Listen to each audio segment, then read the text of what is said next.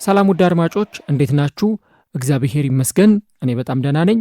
አራዳ ሜዳ ኦፊሻል ላይ ትገኛላችሁ። የአራዳ ሜዳ ኮሜንታተር ተስፋወርቅ ልውሰገር ነኝ። ዛሬ ደግሞ ስለ ሞሳላ ላወራችሁ ወድጃለሁ። ሞሳላ በውድድር ዓመቱ እጅግ በጣም አስገራሚ ጊዜን እያሳለፈ ነው የሚገኘው ከሊቨርፑል ጋር። ተጫዋቹ ከክሪስቲያኖ ሮናልዶ እና ሊዮኔል ሜሲ ጋር ተነጻጻሪ የሆኑ ሪከርዶችን እያስመዘገበም ይገኛል። ይሄ በሜዳ ላይ ከምንመለከተው የተጫዋቹ ብቃት ባለፈ ቁጥሮችም የሚመሰክሩት ስለመሆኑ በተለያዩ አጋጣሚዎች እየተመለከትን እንገኛለን። ዛሬ ሊቨርፑል በአውሮፓ ቻምፒየንስ ሊጉ የመልስ ጨዋታ ፒኤስጂን በሜዳው ያስተናግዳል። በጣም በጉጉት የሚጠበቅ የጨዋታ መርሃ ግብር ነው።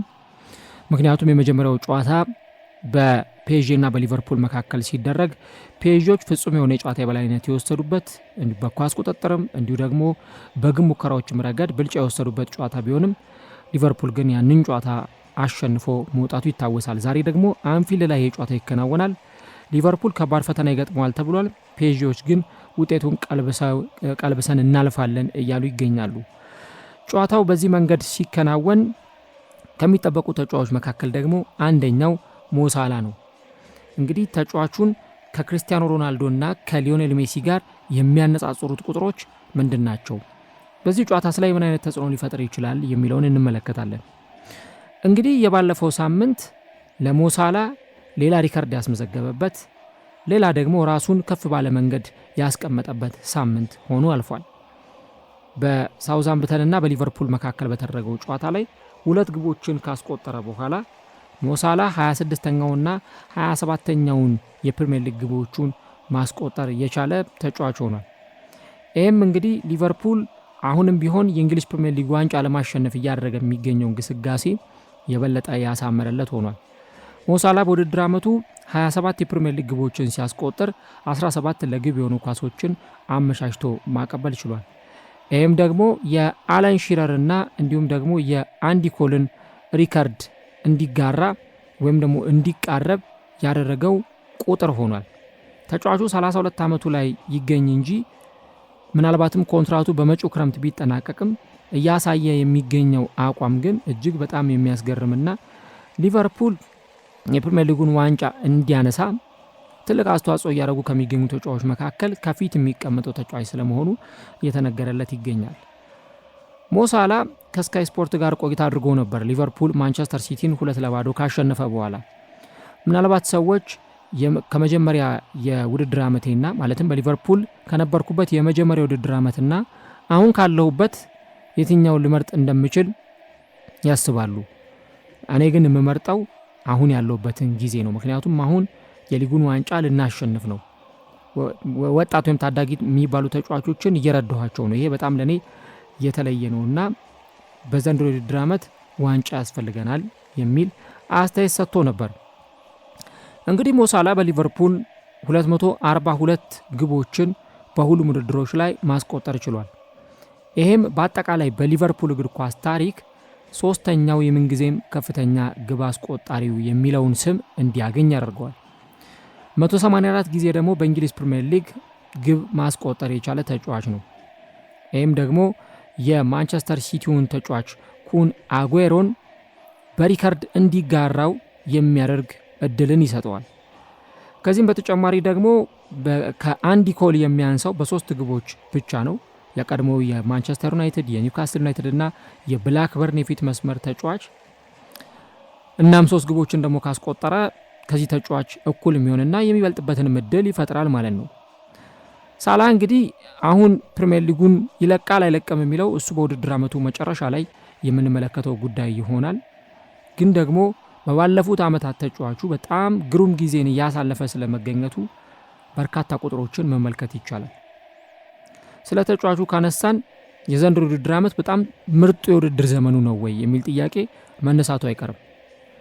ሳላ እንግዲህ በፕሪሚየር ሊግ የውድድር ዘመን 32 ግቦችን ያስቆጠረባቸው ወራት ነበሩ። ወይም ደግሞ ገና እንደመጣ ከሮማ እንደመጣ በ2017 ይህን ነገር ማድረግ ችሎ ነበር። አሁን ግን 32 ዓመቱ ላይ ሆኖ ደግሞ በጣም የእሱን ፕራይም የሆነውን ጊዜ እያሳለፈ ይገኛል። ምናልባትም ለባለንዶር እየታጩ ከሚገኙ ተጫዋቾች መካከል ሞሳላ ቀዳሚው ነው። 17 ግብ የሆኑ ኳሶችን አመሻሽቶ አቀብለዋል ወይም አሲስት አድርጓል። እንዲሁም ደግሞ 27 ጎሎችን ማስቆጠር ችሏል። ይህም ማለት በጥቅሉ 44 የግብ አስተዋጽኦችን በ29 ጨዋታዎች ላይ ማድረግ ችሏል። ልብ በሉ አድማጮች፣ ይህንን ማድረግ የቻለው በእንግሊዝ ፕሪሚየር ሊግ ውድድር ላይ ብቻ ነው። ቻምፒየንስ ሊግን ካራቦ ካፕን ደግሞ ብንጨምር ቁጥሩ ከዚህ ከፍ ሊል እንደሚችል ያለ ጥርጥር መናገር ይቻላል። ቀደም ሲል እንደነገርኳችሁ የሺረርና የአንዲ ኮሎን ሪከርድ ሊጋራ ወይም ደግሞ ሪከርዳቸውን ለመስበር የሚቀረው 3 ወይም 4 ግብ ብቻ ነው። ሪከርዳቸውን ለመጋራት 3 ግብ፣ የእነሱን ሪከርድ ለማለፍ ደግሞ 4 ግብ ብቻ ነው ማስቆጠር የሚጠበቅበት። የሚቀረው ደግሞ 9 ጨዋታ ብቻ ነው። በእነዚህ 9 ጨዋታዎች ደግሞ ከዚህ የተሻለ ነገር ማድረግ የሚችልበት ትልቅ እድል አለው። አለን ሺረር እና አንዲ ኮል እንዲህ ያለውን ሪከርድ ሲያስመዘግቡ ሞሳላ ደግሞ የእነሱን ሪከርድ የሚያልፍበት እድሉ በጣም ሰፊ ነው። አለን ሺረር በ1994-95 የውድድር ዘመን 34 ግቦችን አስቆጥሮ 13 ለግብ የሆኑ ኳሶችን አመቻችቶ በማቀበል በ47 የግብ ተሳትፎዎች ይህንን ሪከርድ ማስመዝገብ ችሏል። እንዲሁ ደግሞ አንዲ ኮል በ34 ግቦችና በ13 አሲስቶች በ1993-94 የውድድር ዘመን ከአለን ሺረር ጋር በተመሳሳይ 47 የግብ ተሳትፎዎችን ማድረግ ችሏል። እንግዲህ ከሁለቱ ተጫዋቾች በኋላ በንጽጽር የሚቀመጡት ኤርሊንግ ሃላንድ በ2022-23 የውድድር ዘመን ማለትም ገና እንደመጣ ማለት ነው 36 ግብና 8 አሲስቶችን አስመዝግቦ 44 የግብ ተሳትፎዎችን ማድረግ ችሎ ነበር። ቲየሪ ኦንሪ በ2002-2003 የውድድር ዘመን 24 ግቦችን አስቆጥሮ 20 አሲስቶችን አስመዝግቦ በ44 የግብ ተሳትፎዎች እንደዚሁ ጥሩ ጊዜን ማሳለፍ ችሎ ነበረ። ከዛ በኋላ እነ ሱዋሬዝን እነ ራሱ ሞሳላ በ2017-18 ሮቢን ቫን ፐርሲ በ39 የግብ ተሳትፎ ዲዲየር ድሮግባ ራሱ ቴሪ ኦንሪ 39 የግብ ተሳትፎች የነበሯቸው ጊዜያቶች ነበሩ። ሞሳላ ግን አሁን በ2024-25 የውድድር ዘመን 27 ግቦችና 17 አሲስቶችን በማስመዝገብ 44 የግብ ተሳትፎች ላይ መድረስ ችሏል። ከዚህ በኋላ 4 የግብ ተሳትፎችን ከጨመረ በአንድ የውድድር ዓመት በእንግሊዝ ፕሪሚየር ሊግ በርካታ የግብ ኢንቮልቭመንቶች ላይ በመድረስ ዘንድሮ አዲስ ታሪክ የሚያስመዘግብ ይሆናል። ይሄ ለሞሳላ ይከብደዋል ተብሎ አይታሰብም። ከቀሩት የጨዋታ ብዛት አንጻር 2 ጎልና 2 አሲስት ቢያስመዘግብ ወይ 3 ግብ እና 1 አሲስት እንኳን ቢያስመዘግብ ይህን ሪከርድ መስበር ይችላል። ከሞሳላ የአሲስት ቁጥሮች ጋር በተያያዘ የቴሪ ዳንኤል ኦንሪን ሪከርድ ለመስበር የተቃረበ ተጫዋችም ስለመሆኑ በርካቶች የዘገቡ ይገኛሉ። ቴሪ ኦንሪ የቀድሞ የአርሰናል ኮከብ በ2002-2003 የውድድር ዘመን በውድድር ዓመቱ በጣም ምርጥ ከሚባለው ጊዜው መካከል አንዱን ያሳለፈው በዛ ጊዜ ነበር። እናም 2002-2003 ላይ ቴሪ ዳንኤል ኦንሪ 24 ግቦችን ሲያስቆጥር 20 ለግብ የሆኑ ኳሶችን አመቻችቶ ማቀበል ችሎ ነበር። ያ ሪከርድ እንግዲህ ኦልሞስት ሳይሰበር 23 ዓመታት ተቆጥረዋል። ያን ሪከርድ ለመስበር የተቃረቡ ተጫዋቾች ነበሩ። ኬቨን ደብሮይነን እናስታውሳለን። እንዲሁ ደግሞ መሱት ኦዚል የሚታወስ ሌላኛው ተጫዋች ነበር። ዘንድሮም የሚሰበር ይመስል ነበር። ቡካዮ ሳካ ከመጎዳቱ አስቀድሞ ባደረጋቸው 13 የፕሪሚየር ሊግ ጨዋታዎች 10 ለግብ የሆኑ ኳሶችን አመቻችቶ ማቀበል ችሎ ነበር ከፈረንጆቹ ገና በፊት። ነገር ግን የሃምስትሪንግ ጉዳት አጋጠመው።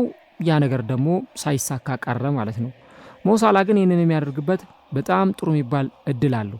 ምክንያቱም በባለፉት ጥቂት ጨዋታዎች ላይ 4 አሲስቶችን ማስመዝገብ ችሏል በ6 የባለፉት ጨዋታዎች። ያመኑን ተከትሎ አሁን ከዚህ በኋላ ባሉት ጨዋታዎች ላይ 4 አሲስቶችን የሚያስመዘግብ ከሆነ ወይም 4 ለግብ የሆኑ ኳሶችን አመቻችቶ ማቀበል የሚችል ከሆነ የቴሪ ዳንኤል ኦንሪን አልሰበር ያለውን ለአመታት የቆየውን ሪከርድ መስበር የሚችል ተጫዋች ይሆናል ማለት ነው። ሌላው ሞሳላ በእንግሊዝ ፕሪሚየር ሊግ ታሪክ የመጀመሪያው ተጫዋች መሆን ችሏል። በ11 የተለያዩ ተጫዋቾች ላይ አሲስትን በማድረግ ግብን በማስቆጠር ቀዳሚው ተጫዋች ስለመሆኑ እየተነገረለት ይገኛል። ሞሳላ እንግዲህ በፕሪሚየር ሊጉ ታሪክ ይህንን ያደረገ የመጀመሪያው ተጫዋች ነው። ኤርሊንግ ብራውት ሃላንድ በአንድ ውድድር ዓመት 36 ግቦችን በማስቆጠር ሪከርድም በእጁ ይዟል። ሞሳላ አሁን 27 ላይ ነው የሚገኘው። 9 ግቦች ይጠበቁበታል የኤርሊንግ ሃላንድ ሪከርድን ለመጋራት። ያን አያደርግም ብለን መናገር አንችልም፣ ምክንያቱም ተጫዋቹ ሞሳላ ስለሆነ ማለት ነው። በርዕሳችን ላይ እንዳስቀመጥ ነው ከክርስቲያኖ ሮናልዶ እና ከሊዮኔል ሜሲ ጋር እያነጻጸረው የሚገኘው ሞሳላ ምንድን ነው የሚለውን ደግሞ መመልከት ያስፈልጋል። ሞሳላ እንግዲህ በአምስቱም ታላላቅ ሊጎች ቀደም ሲል እንዳነሳውላችሁ በ11 ጨዋታዎች አሲስትን በማድረግ በማቀብ እንዲሁም ደግሞ ግብ በማስቆጠር በ11 ጨዋታዎች ላይ ነው ሞሳላ ግብም ሲያስቆጥር አሲስትም ሲያደርግ የተመለከት ነው። ይህም ደግሞ በ2014-15 የውድድር ዘመን ሊዮኔል ሜሲ ይህንን ካደረገው በኋላ የመጀመሪያው ተጫዋች መሆን ችሏል። ኦልሞስት ከ10 ዓመታት በኋላ ማለት ነው። ሳላ በእርግጥ ከክርስቲያኖ ሮናልዶ እና ከሊዮኔል ሜሲ ጋር ቁጥሮቹ ሲነጻጸሩ ይሄ የመጀመሪያ ጊዜ አይደለም። ነገር ግን አሁን ደግሞ በስፋት ሁለቱ ተጫዋቾች ከሞሳላ ጋር ቁጥራቸው እየተነጻጸረ ይገኛል። ከ2011 እስከ 2015 ሊዮኔል ሜሲ እና ክርስቲያኖ ሮናልዶ የነበራቸው ውጤታማነትና ያሳረፉት ተጽዕኖ እንዲሁም ደግሞ ያላቸው ቁጥራዊ መረጃ ፊገሩን ብትመለከቱት ማንም የሚደርስበት አይነት እንዳልሆነ መመልከት ያስፈልጋል። ምክንያቱም ለምሳሌ ሜሲን እንኳን ብትመለከቱ 50 የላሊጋ ግቦችን በአንድ የውድድር ዓመት እንዳስቆጠረ እንመለከታለን። 16 አሲስት ደግሞ እዛ ላይ ይጨመርበታል። ያ ማለት 66 የግብ ተሳትፎዎችን በአንድ የስፔን ላሊጋ ውድድር ዘመን 2011-2012 የውድድር ዘመን ላይ ማሳለፍ ችሏል። ክርስቲያኖ ሮናልዶን ብትመለከቱ 48 ግቦችንና 16 አሲስቶችን በአንድ የውድድር ዘመን ማስመዝገብ ችሏል። ይህም ደግሞ በክርስቲያኖ ሮናልዶ የእግር ኳስ ታሪክ ምርጥ ከሚባለው ሲዝኖች መካከል አንዱ ነው። 64 የግብ ተሳትፎዎችን ያደረገበት የ2014-15 የውድድር ዘመን። ሞሳላንም ስትመለከቱት እነዛ በጣም ድንቅ የሚባሉት ተጫዋቾቻቸው የብቃታቸው ጫፍ ላይ በደረሱበት ጊዜ ያሳዩት ከነበረው ቁጥራዊ መረጃ ጋር ተነጻጻሪ የሆነ ብቃቱን እያሳየ ነው። ግን የሚገርመው ሞሳላ አሁን 32ኛ ዓመቱ ላይ ነው የሚገኘው። የቀድሞ የሊቨርፑል የፊት መስመር ተጫዋች ዳኒል ስተሪጅ በስካይ ስፖርት ላይ እንደተናገረው ተጫዋቹ እያሳየ የሚገኘው ብቃት የባለንዶር እጩዎች የሚያሳዩትን አይነት ብቃት ነው የሚል አስተያየት አለው። የሞሳላህን እንግዲህ በዘንድሮው ውድድር ዓመት 27 ግብና 17 አሲስት አለው ብለን ስንል ለምሳሌ ሊዮኔል ሜሲ 2013-14 ላይ 28 ግብና 11 አሲስት ነበረው፣ 39 የግብ ተሳትፎ። ክርስቲያኖ ሮናልዶ 31 ግብና 9 አሲስት ነበረው፣ በ2013-14 40 የግብ ተሳትፎ ነበረው። እንዲሁም ደግሞ ክርስቲያኖ ሮናልዶ በ2012-13 34 ግብና 10 አሲስት ነበረው፣ 44 የግብ ተሳትፎ። ሊዮኔል ሜሲ በ2010-11 31 ግብና 19 አሲስት ነበረው፣ 50 የግብ ተሳትፎ። እንዲህ ያልን ቁጥራቸውን ወደታች እየዘረዘርን ብንሄድ በአንድ የውድድር ዓመት ከ40 በላይ የግብ ተሳትፎ 50፣ 55፣ 60 ከፍ ሲልም 64፣ 66 እያለ ይሄዳል። ሞሳላም ደግሞ ቁጥሩ በጣም ራፒድ በሆነ መንገድ እየጨመረ እየሄደ ነው የሚገኘው። አሁን 44 ላይ ነው የሚገኘው በፕሪሚየር ሊጉ ብቻ። ከዚህ በኋላ ግቦችን ማስቆጠር፣ አሲስቶችን ማድረግ የበለጠ ቁጥሩ እንዲጨምር ሊያደርገው ይችላል። ተጨማሪ ጨዋታዎች እንዳሉ እዚህ ጋር ሳንረሳ ማለት ነው። እንግዲህ ሞሳላ በሊቨርፑል ቆይታው ይሄ በጣም ትልቅ የሚባለው የውድድር ዘመኑ ነው። እስካሁን ካሳለፈባቸው ቆይታዎቹ አንጻር በብዙ መንገዶች ትመለከቱት ማቹሪቲው፣ ብስለቱ፣ ኳሶችን በሚያገኝበት ጊዜ ለተጫዋቾች አመቻችቶ የሚያቀብላቸው ጥራታቸውን የጠበቁ ኳሶች፣ የሚያስቆጥራቸው ግቦች፣ በጣም ተጫዋቹ ጥራት ያለው ተጫዋች ስለመሆኑ እንድናነሳ ያደርገናል። ሳላ በመጪው ሰኔ ወር ላይ 33ኛ ዓመት የልደት በዓሉን ያከብራል። እንግዲህ ምናልባት ይህንን ቁጥር መልሶ ላያገኘው ይችላል። አርኔ ስሎት ማንቸስተር ሲቲን ካሸነፉ በኋላ አንድ ነገር ተናግረው ነበር። ቁጥሮቹ በራሳቸው ይናገራሉ ብለዋል ስለ ምርጡ የፊት መስመር ተጫዋቻቸው ሞሳላ። በተለይም ዛሬ ያን ያክል የጨዋታ አቅርቦት አልነበረውም አሉ። ከማንቸስተር ሲቲ ጋር በተጫወቱበትና ጨዋታውን ባሸነፉበት ምሽት ያን ያክል አቅርቦት አልነበረውም። ነገር ግን 7 ወይም 8 ወይም 9 ወይም 10 ሞመንቶች ላይ ቅጽበቶች ላይ ምን ማድረግ እንደሚችል በአግባቡ ማሳየት ችሏል። እናም የተጫዋቹ ኳሊቲ ወይም ጥራት ከዚህ በላይም ስለመሆኑ መናገር ይቻላል ብለው ነበር። ጄሚ ካራገር በበኩሉ የቀድሞው የሊቨርፑል የተከላካይ መስመር ተጫዋች አሁን በትንታኔ ይሰራል። እንግዲህ ስካይ ስፖርት ላይ አንድ የተናገረው ንግግር ነበር።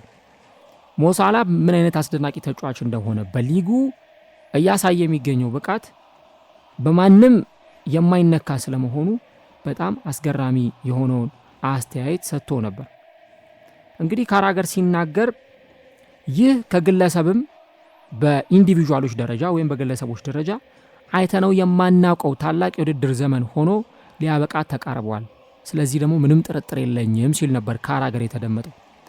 ከተጫዋቾቹ በላይ መጨረሱ ብቻ ሳይሆን ወደፊት ማንም ዳግመኛ ሊደርስበት እንዳይችል ሪከርዱን ከፍ አድርጎ ሊያጠናቀቅ መሆኑን እየተመለከትን ነው።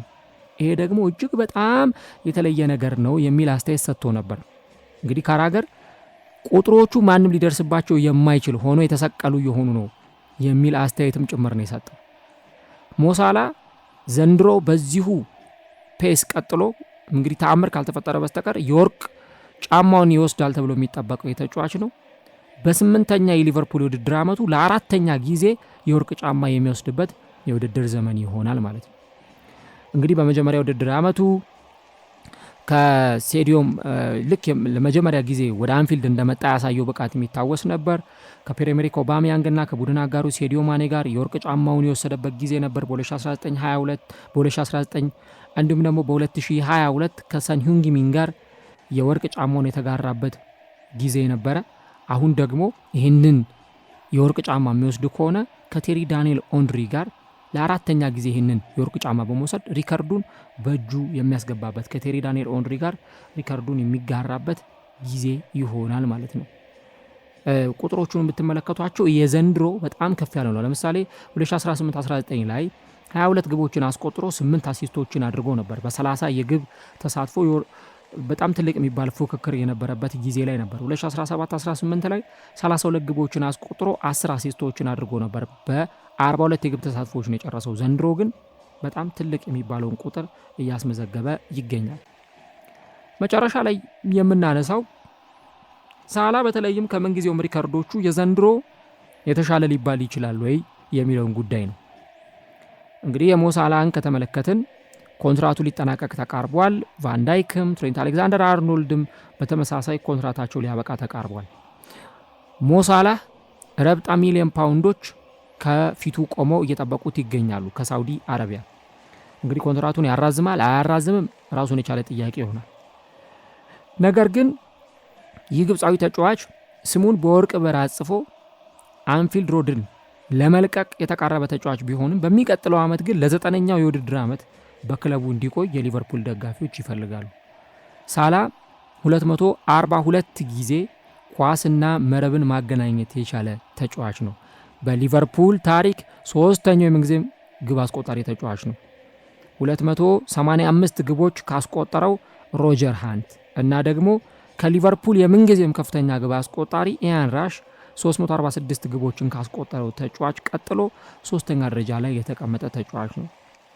አንድ ልብ ማለት የሚገባን ነገር እያወራን ያለ ነው ስለ አንድ ጥሩ ተጫዋች ወይም ስለ አንድ ጥሩ ፐርፎርም ስለሚያደርግ አፍሪካዊ ተጫዋች ሳይሆን የፕሪሚየር ሊጉ ሌጀንድ ስለሆነ ተጫዋች። ሌጀንድ የምንላቸው በጣም ትልልቅ ተጫዋቾች አሉ አይደለ? እነ ኩን አጉዌሮ፣ ቴሪ ኦንሪ፣ ዋይኒ ሩኒ፣ አለን ሺረር የመሳሰሉ ተጫዋቾች ከነሱ ጋር የሚስተካከል ተጫዋች ስለሆነው ሞሳላ ነው እያወራን የምንገኘው። ያረሽ የሊቨርፑልን ሪከርድ በእጃቸው ሲይዙ 660 ጨዋታዎች ላይ ተሰልፈው ተጫውተው ነው። ሞሳላ ግን በ492 ጨዋታዎች 285 ግቦች ላይ መድረስ ችሏል። በፕሪሚየር ሊጉ አለን ሺረር 260 ግቦችን ማስቆጠር የቻለ የምንጊዜም ከፍተኛ ግብ አስቆጣሪ ተጫዋች ነው። ሞሳላ ምናልባት ያንን ሪከርድ ለመስበር ትንሽ ወራት ወይም ጊዜያት ሊፈጁበት ይችላል። ምክንያቱም እሱ አሁን 184 ግቦችን ነው ማስቆጠር የቻለው። ግን ሌሎች ሪከርዶች ሲሰብራቸው እናያለን በእርግጠኝነት። ምክንያቱም ዋይኒ ሩኒ 208 ግቦችን ነው ማስቆጠር የቻለው በእንግሊዝ ፕሪሚየር ሊግ ላይ ብቻ ማለት ነው። 208 ግቦችን ማስቆጠር ችሏል። ዋይኒ ሩኒ እና ሞሳላ መካከል ያለው የግብ ልዩነት 24 ብቻ ነው። እንዲሁም ደግሞ ሃሪ ኬን 213 ግቦችን ማስቆጠር ችሏል። በሁለቱ መካከል ደግሞ የ29 ግቦች ልዩነት አለ። ስለዚህ ያንን ጋፕ ማጥበብ የሚችልበት ትልቅ እድል አለ። ምናልባትም በቀጣይ ጊዜ ደግሞ በዚህ ክለብ ውስጥ ሞሳላ የሚቆይ ከሆነ እነዚህ ሪከርዶች በእርግጠኝነት ያለ ጥርጥር ሊሰብራቸው ይችላል።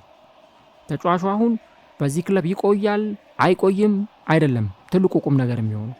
አሁን ትልቁ ጉዳይ ሞሳላ ሪከርዶቹን እንዴት እየሰባበራቸው ይሄዳል ነው። ዘንድሮ ስለ ሊቨርፑል ፕሮግራም በሰራሁባቸው ጊዜያት ሁሉ ወይ ደግሞ ስለ ሊቨርፑል በተናገርኩባቸው ጊዜያት ሁሉ ስለ ሞሳላ ሪከርዶች ሳልናገር ስለ ሞሳላ እየሰባበራቸው እያስመዘገባቸው ስላሉ አዳዲስ ሪከርዶች ሳላወራ ቀርቼ አላቅም። ሁልጊዜ ሞሳላ የሆነ ጨዋታ ከተጫወተ ሪከርድ ይሰብራል ወይ ሪከርድ ይጋራል፣ አለበለዚያ ሪከርድ ያሻሽላል። እናም የፕሪሚየር ሊግ ሌጀንድ ነው እያልን ያለ ነው። ለዛ ነው እንግዲህ የኢትዮጵያ ብሔራዊ ቡድን ከሳምንታት በኋላ ጨዋታውን ያከናውናል በዓለም ዋንጫ ማጣሪያ። ያን ጊዜ የኢትዮጵያ ብሔራዊ ቡድንን ሲገጥም ልንመለከት እንችላለን በዓለም ዋንጫ ማጣሪያው። ይሄ ለሀገሩ እያደረገ የሚገኘውን አስተዋጽኦ አሁን ሞሳላ ጎደለ የሚባለው አንድ ነገር ብቻ ነው። እሱንም ከሀገሩ ጋር የአፍሪካ ዋንጫን ማሸነፍ ብቻ ነው። ከሀገሩ ጋር የአፍሪካ ዋንጫን የሚያሸንፍ ከሆነ በግብፃውያንም ዘንድ ከምንጊዜም ታላላቅ ተጫዋቾች ለእኔ በጣም ብዙ ትልልቅ የሚባሉ ግብፃውያን ተጫዋቾችን በእግር ኳስ ታሪካችን ተመልክተናል፣ አይተናል፣ እኛም በደረስንበት ጭምር በጣም ብዙ ተጫዋቾች እነ ሆሳም ሐሰን፣ ሞሐመድ ዚዳን፣ ሞሐመድ አቦትሪካ በጣም ትልልቅ ተጫዋቾችን በግብፅ እግር ኳስ አይተናል። ኢቭን ግብ ጠባቂውን እንኳን ብንመለከት ኤሳም ኤልሃድሪን እነዚህን ተጫዋቾች አይተናል። ግን ጭራሽ መዘንጋት የሌለብን ሞሳላ ከነዚህ ሁሉ ከዘረዘርኳቸው ተጫዋቾች ከፍ ቢል እንጂ ከነዚህ ተጫዋቾች የሚያንስ ተጫዋች እንዳልሆነ በተለያዩ አጋጣሚዎች ሁሉ ማስመስከር ችሏል። አሁን እነዚህን ቁጥሮች እንዴት ባለ መንገድ ያሻሽላቸዋል፣ እነዚህን ቁጥሮች እንዴት አድርጎ ሊሰባብራቸው ይችላል የሚለው ካልሆነ በስተቀረ ሞሳላ ዘንድሮ እያሳየ በሚገኘው አቋም ብቻ ትልቅ ምስጋና ሊቀርብለት ይገባል። በተለይ የሊቨርፑል ደጋፊዎች በጣም የሚወዱት በጣም ደግሞ ስለ ታታሪነቱ የሚያደንቁት ተጫዋችም ጭምር እየሆነ መጥቷል። ወጥ ብቃት ነው። እንዴት አንድ ተጫዋች በዚህ ልክ ብቃቱ አይወርድም? እንዴት አንድ ተጫዋች በዚህ ልክ እንኳን ሸርተት አይልም ብለን ስንል ሞሳላ ግን በየጨዋታው ላይ እንደ ወይን እየጣፈጠ የሚሄድ ተጫዋች ነው። ዛሬ የአውሮፓ ሻምፒዮንስ ጨዋታው ይከናወናል ከፒኤስጂ ጋር። በጣም ትልቅ የሚባል የጨዋታ መርሃ ግብር ነው። የባለፈውን ጨዋታ ስንመለከት በጣም የበላይነት የተወሰደበት ጨዋታ ነበር። ሊቨርፑል የበላይነት በተወሰደበት የጨዋታ መርሃ ግብር ላይ ጥሩ የሆነውን እንቅስቃሴ ሊቨርፑል በመከላከሉ ረገድ አሳይቶ ነበር። ሊቨርፑል ከኳስ ጋር ብቻ አይደለም ዘንድሮ ጥሩ ነው እያልን የምንገኘው፣ ከኳስ ውጪም የሚያሳየው እንቅስቃሴ ሊቨርፑል በጣም ውጤታማ የውድድር ዓመትን እያሳለፈ ነው እንድንል ያስገድደናል። እናም በየጨዋታዎቹ ላይ የሚያሳየን የሊቨርፑል እንግዲህ እንደዛ ዶሚኔት የተደረገበትን ጨዋታ ለማስታወስ በጣም ይከብዳል። በጣም ዶሚኔት የተደረገበት ጨዋታ ነበር። በኳስ ቁጥጥር፣ በግብ ሙከራዎች አሊሰን ቤከርን አለማድነቅ አይቻልም። ሞሳላህን ያቆሙበት መንገድ እጅግ በጣም የሚገርም ነበር። ያም ሆኖ ግን ተጫዋቾቹ ደግሞ የነበራቸው ኮሚትመንት፣ የህብረት መጫወት በጨዋታው ላይ አሸንፈው እንዲወጡ አድርጓል። ምናልባት ፈጣሪ ከፈቀደ ለብቻው ፕሮግራም እንሰራበታለን። ዳርዊን ኑኔዝ በሊቨርፑል በጣም አስገራሚ የሆነውን ጊዜ እያሳለፈ ይገኛል። በተለይም ተቀይሮ እየገባ የሚያደርጋቸው አስተዋጽኦች ከብሬንትፎርድ ጋር በነበረው ጨዋታ ላይ ተቀይሮ ገብቶ 2 ግቦችን አስቆጥሯል።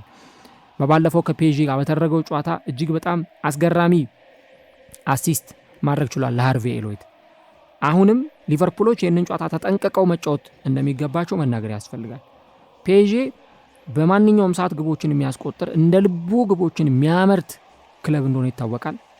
በሳምንቱ መጨረሻም በፍሬንች ሊጋ ባደረገው ጨዋታ ላይ ጨዋታውን ሲያሸንፍ በርካታ ግቦችን አስቆጥሮ ነው ጨዋታውን ማሸነፍ የቻለው። ይሄ ለሊቨርፑል ሌላ ከፍተኛ አስጊ ጉዳይ ይሆናል። ምክንያቱም ፒኤስጂ ልክ ያን እንደተጫወተበት በዚህኛው የጨዋታ መርሃ ግብር ላይ እንደዛ ሊጫወት ሊመጣ ይችላል። ከስታድ ሬኒስ ጋር ባደረገው ጨዋታ 4-1 ነው ፒኤስጂ አሸንፎ ጨዋታውን የመጣው። አርኔ ስሎት ቋሚ ተጫዋቾቻቸውን አሰልፈው ነበር። እነ ሞሳላህን ወደ ሜዳ አስገብተው ነበር መምጣት የቻሉት። በአንጻሩ ግን አሰልጣኙ የፒኤስጂ አሰልጣኝ ሉዊስ ኤንሪኬ በዛን ወቅት ሲገጥሙ አብዛኞቹን ተጠባባቂ ወንበር ላይ ያሉ ተጫዋቾችን ነው አሰልፈው የነበረው። ለምሳሌ ዱናሮማን አሳርፈዋል። ሜንዴዥ 64ኛው ደቂቃ ላይ ነው ተቀይሮ የገባው። ከዛ በተጨማሪ ሐኪሚ ቤንች ነበር። ፋቢያን ሩይዝ፣ ቪቲኒያ፣ ክቫራትስኬሊያ እንዲሁ ደግሞ ኦስማን ዴምቤሌ ተቀይሮ ገብቶ ነው ግብ ማስቆጠር የቻለው። በዛ ጨዋታ ላይ እነ ሉካስ ቤራልዶ፣ ዛይሪ ኤምሬ፣ ሉካስ ሄርናንዴዝ እንዲሁ ደግሞ ዲሳይር ዶይ፣ ማዩሉ፣ ጎንካሎ ራሞስ፣ ካንጊሊ ናቸው ወደ ሜዳ የገቡት እና ራሳቸውን ሪፍሬሽ አድርገው የመጡ ተጫዋቾች ስለሆኑ በዚህ ጨዋታ ላይ ሊቨርፑልን ለመፈተን ወደ ሜዳ ይገባሉ ተብሎ ይጠበቃል። ሊቨርፑል የአምናውን የአታላንታውን ጨዋታ በአንፊልድ 3 ግቦች ተቆጥሮ የተሸነፈበትን ጨዋታ እያስታወሰ ይህንን ጨዋታ ያደርጋል የሚል ግምት አለኝ። ምክንያቱም አንፊልድ ላይ ውጤቱ እንዳይቀለበስበት ጨዋታውን አሸንፎ ለማለፍ ከፍተኛውን ጥረት ያደርጋል ተብሎ ይጠበቃል። ዛሬም ቆንጆ ጨዋታ እናያለን። እንቅልፍ የማያስተኛ ምርጥ የጨዋታ መርሃ ግብር እናያለን ተብሎ ይጠበቃል። ማን ያሸንፋል? ሊቨርፑል ወይስ ፒኤስዤ? የውጤት ግምቶቻችሁን ጻፉልን። ዛሬ ግን አራቱ አላፊ ቡድኖች ወደ ሩብ ፍጻሜ የሚያልፉት ቡድኖች የሚታወቁበት ምሽት ይሆናል። የውጤት ግምቶቻችሁን አጋሩን። ማን ያሸንፋል? ሊቨርፑል ከፒኤስዤ ምሽት 5 ሰዓት የሚጠበቀው ጨዋታ ነው። ሞሳላ ግን አሁንም በተጽዕኖ ፈጣሪነታቸው ይቀጥላሉ ተብለው ከሚጠበቁ ተጫዋቾች መካከል አንዱ ነው።